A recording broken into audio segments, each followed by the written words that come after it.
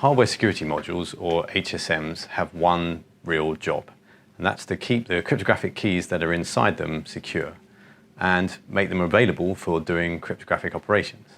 So in order for that to work, you need an interface or an API between the application and the hardware security module. And there's a standard for this so that you can switch between different manufacturers. The standard is called PKCS 11, and it's kind of an interesting story. So to understand PKCS 11, we have to go back to the beginning. So why is there a PKCS 11? Is because there's a PKCS 1, 2, 3, 4, 5, all the way up to 10. These were the standards designed by the RSA company. So the RSA company was set up to commercialize the patent around asymmetric cryptography around the RSA algorithm. And in order to make it possible for other people to implement the algorithm and for these different implementations to be able to talk to each other, you need standards so that everyone's doing RSA the same way. So RSA PKCS number 1 was just a standard that defined how to do RSA cryptography. So how to pad out a plain text, how to encrypt it, what the mathematical properties of the keys should be, and so on. So it turned out you need a whole bunch of other standards to make cryptography really work in practice. And the 11th standard, PKCS number 11, defines the way that applications can use a piece of cryptographic hardware to do their cryptography. So, first version of PKCS 11 came out in the mid-90s, so that's a long time ago in terms of cryptography, in terms of what we knew about attacks, in terms of what algorithms were being used, what kind of key lengths were in use, and so on. So that's the first thing to know, is there's quite a lot of old cryptography inside PKCS 11. So you've got PKCS 11, new versions coming out in the late 90s, more crypto being added and so on.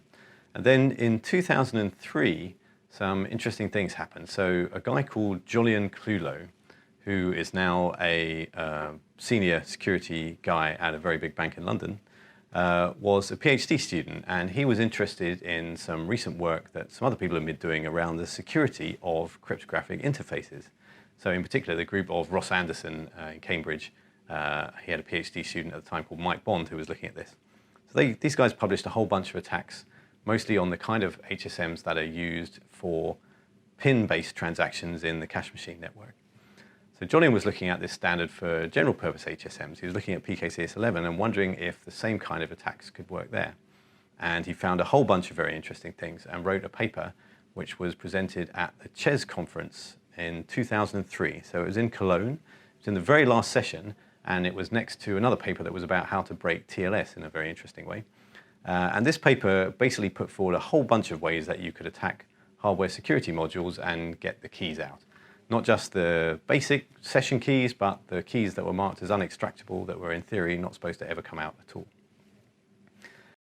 And one of the comments Jolyon made was that these issues seem to be well known, which seems a little bit strange. Why would you have these HSMs being sold everywhere with these well-known issues in their cryptographic interfaces?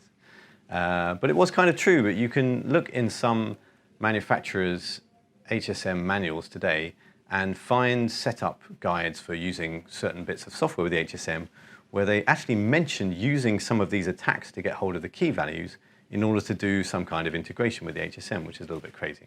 Anyway, there we go. So you've got 2003, you've got this whole bunch of attacks coming out, Jolyon Clulo's paper at CHES. Now, right after that, a very quick update was made to PKCS 11. A whole bunch of new tweaks and mechanisms were put in there to try to make it possible to avoid these kind of attacks. So that was the situation, and we've got this slightly new revised version of the standard, but we don't really know which HSMs are vulnerable and which ones aren't. So in about 2008, I got together with a guy at the University of Venice called Riccardo Ficcardi, and we started working on a tool that would test real HSMs to see if the attacks from Jolyon Clulo's paper would apply. So this is more difficult than just writing some tests, because every HSM behaves in a slightly different way. So first of all, you need to learn exactly how this HSM has implemented PKCS 11, just to be able to make keys and do basic operations with it. And then you have to work out how do the attacks in Jolyon's paper adapt to the way that this particular HSM has implemented the standard. So we built an automated tool to do that, which became the basis of the very first product here at CryptoSense. And we published a paper where we showed that, yes, indeed, these PKCS 11 attacks do apply all over the place to all kinds of different devices, including smart cards and key fob pods with cryptography inside them and all kinds of things. But still not a huge amount of noise was really happening in the HSM industry. Mostly these attacks were still kind of going under the radar.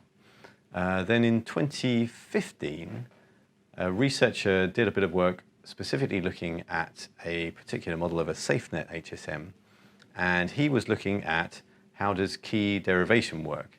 How can I exploit the key derivation mechanisms to try to brute force the value of the key? And so he found out this was indeed possible with this particular model of HSM. This was a CVE that was filed late in 2015. But in fact, all he was doing was following one of the attack schemes that was mentioned in Jolly and Cluedo's paper from way back in 2003. He doesn't seem to have been aware of that. But anyway, this was a pattern that was known from before. And indeed, here at CryptoSense, we found other ways of doing those key derivation attacks that still apply to a whole bunch of HSMs out there. So you've got this standard that contains these mechanisms that if they're abused and an attacker gets hold of, you can actually get hold of those keys that are supposed to be unextractable, that are there inside the HSM. So these are all cryptographic attacks, all around exploiting the real cryptographic operations and derivation operations that are there. Then this year, it was back in June that it became public, a French company that makes wallets for cryptocurrency hardware, a company called Ledger, did a bit of vulnerability research into their own SafeNet HSM, which is a different model from the one that was attacked back in 2015. And they found a whole series of attacks, but what they were doing was a little bit different.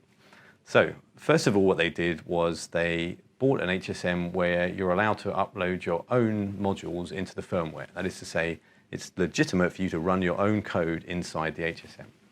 So they wrote a bit of code that didn't do any cryptography. It just poked around inside the HSM to see how the cryptography that was in there worked and how the key storage worked and so on. And by doing that, they were able to discover a way that they could access directly the cryptographic algorithms inside and fuzz them. That is, they could run a whole bunch of tests against them with mutated inputs to look for bugs.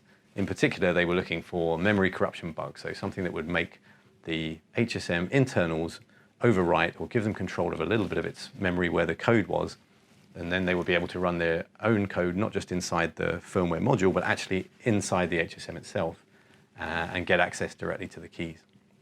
So eventually, by running that fuzzer inside the HSM, they were able to find some vulnerable commands. And then what they did was to find a way to exploit those bugs from outside the HSM. So just by calling the PKCS 11 interface with the right inputs, they could exploit the memory corruption bugs inside the HSM that they knew would be triggered when those HSM commands were called, and then overwrite the protections around the firmware so they could upload their own firmware module and read out all the keys and dump them to the outside world. So it was a pretty complete takeover of the HSM, because once this has happened and the HSM's own update mechanism has been overridden, you can never be sure that you've gone back to a safe state.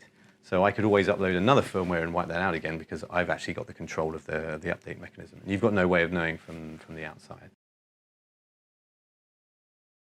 So by the time this stuff became public in June, SafeNet had already fixed the issue, Gemalto SafeNet.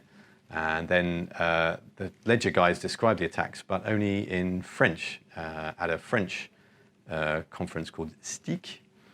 And we translated a little bit of their findings on the CryptoSense website. So that's how a lot of people found out about CryptoSense over the last few months.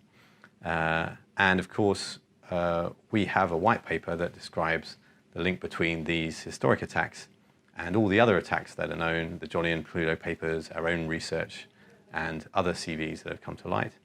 So if you look at that, you can get a full, detailed overview of how all of those HSM attacks work, and importantly, how you can check your own configuration to make sure that you're not vulnerable to any of them. Particularly, the best way to do this is to use our own software for doing it. So we maintain the only PKCS 11 security tool that's publicly available. We fuzz the outside of the PKCS 11 interface and check for all of these flaws. So everything from cryptographic flaws, memory corruption bugs, and basic errors in the configuration that could leave your keys vulnerable.